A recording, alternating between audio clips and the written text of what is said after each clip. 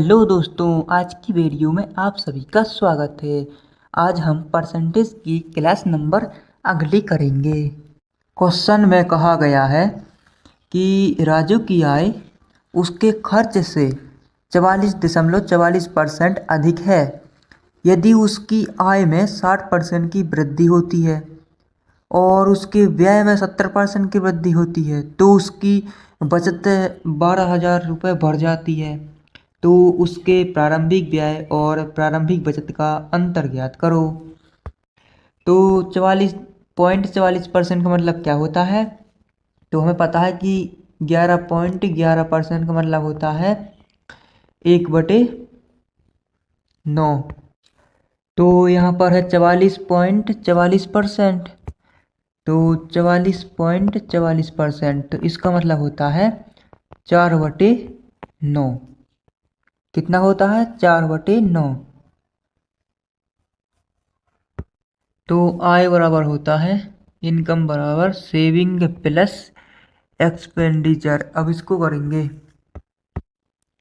तो यहाँ पर क्या कहा गया है कि राजू की आय उसके खर्च से 44.44% अधिक है। मतलब उसके खर्च से कितना अधिक है? यदि उसका खर्च 9 है तो हमने यदि खर्च को 9 माना तो उसकी आय कितनी अधिक है? 4 ज़्यादा है, तो मतलब कि 13 हो जाएगी। तो यदि आय उसकी 13 है, खर्च उसका 9 है, तो सेवन कितनी होगी? उसकी बचत कितनी होगी? तो 13 में से 9 को माइनस कर देंगे।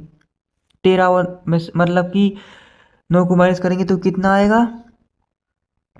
आ जाएगा आपका 4। अब इसको करेंगे। अब इसमें कहा है कि 60% की वृद्धि होती है किसमें? आय में। तो आय में कितनी की वृद्धि हो गई? 60% की। तो यहाँ पर करेंगे 60% का मल्टीपल, और 70% की वृद्धि क्या में हुई? व्यय में। तो 70% की वृद्धि क्या में हो गई? व्यय में। और तो उसकी बचत इतनी रुपये बढ़ जाती है, तो इसका करेंगे गुणा। कितना आएगा? 13 का गुणा 6 में करेंगे तो आएगा 780, और इसका करेंगे तो 630 आ जाएगा। अब यहाँ पर यदि उसकी आय इतनी हो गई और खर्च इतना हो गया तो उसकी बचत कितनी होगी? तो 780 में से 630 को माइनस कर देंगे तो उसकी बचत आ जाएगी। तो कितना आएगा? 0 आएगा, और 8 में से 3 जाएगा 5, और 7 में से 6 जाएगा 1, 150 आ जाएगी।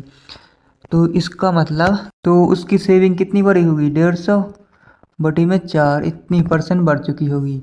तो हमें निकालना है, तो यहाँ पर लिखेंगे 150 बटी में 4, और इसकी वैल्यू कितनी दी हुई है? 150 बटी 4 की वैल्यू दी हुई है हमें। इसको सॉल्व करेंगे तो यहाँ पर कितनी दी हुई है वैल्यू? 12,000। कितनी बड़ी है? 12,000। जबकि बड़ी है कितनी? इतनी, 150 बटी 4%। तो इसकी वैल्यू कितनी है? 12,000। 150 बटे 4% की गुणा में हो जाएगा 4। और यहाँ पर निकालना क्या है हमें? प्रारंभिक व्यय और प्रारंभिक बचत का अनुपात। तो कितना है व्यय और बचत का अनुपात?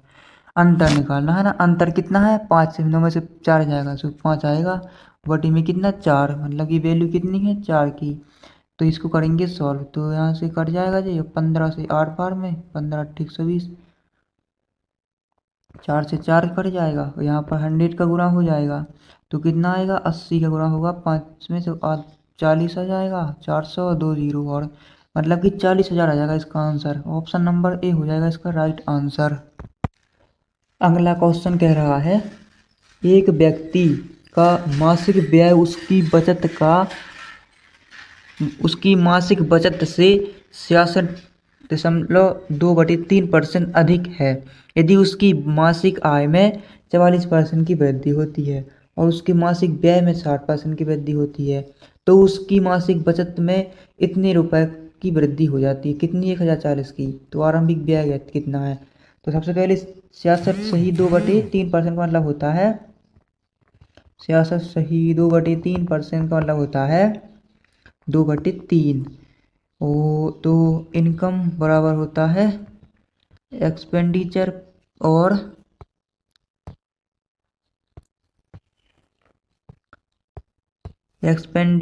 Plus saving. तो इसको करेंगे सॉल्व। तो क्या आएगा,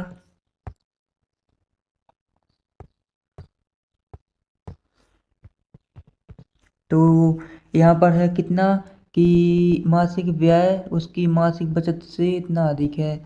बचत यदि उसकी हम माने 3, तो उसका व्यय मतलब खर्च कितना है, इतना अधिक है, मतलब कि 2 अधिक है, कितना हो जाएगा 5। तो इनकम कितनी हो गई टोटल 8, 5 और 3 8। अब करेंगे आगे, क्या कह रहा है क्वेश्चन। क्वेश्चन कह रहा है यदि उसकी मासिक आय में 44% की वृद्धि होती, मतलब कि मासिक आय कितनी है उसकी 8, इसमें 44% की वृद्धि हो गई। कितनी की वृद्धि हुई, 44% की। ठीक है, और इसमें और मासिक व्यय में मतलब खर्च में 60% की वृद्धि, तो इसमें कितने की हो गई 60% की वृद्धि। तो यहाँ पर क्या है आगे, तो उसकी मासिक बचत इतनी रुपए बढ़ जाती है। तो इनका कर दो गुणा, कितना आएगा। तो यहाँ पर कितनी वृद्धि हुई है 44% की, तो इसका कर देंगे गुणा, तो कितना आएगा 45, और वो और का गुणा हुआ 4 में, तो कितना आएगा 32। तो 2 आ जाएगा। हाँ चल 3 और 8 चुके 32 और 3 कितना हो गया 35, और यहाँ पर आएगा कितना 300। तो यहाँ पर कितना आ जाएगा, यदि उसकी इनकम इतनी हो गई और एक्सपेंडिचर इतना हो गया, तो सेविंग हो जाएगी कितनी, इसमें से इसको घटा देंगे 300 को, तो 2 आ जाएगा, और यहाँ पर 5 आ जाएगा, 52 आ गई। तो उसकी वृद्धि कितनी हुई सेविंग में, तो 52/3% की वृद्धि हो गई।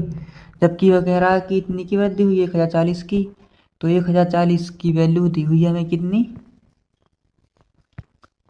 52/3, 3 गुना में आ जाएगा और मल्टीपल सॉस हो जाएगा। तो ये किसकी वैल्यू हो गई, सेविंग की, 3 की वैल्यू आ गई। अब हमें निकालना क्या है,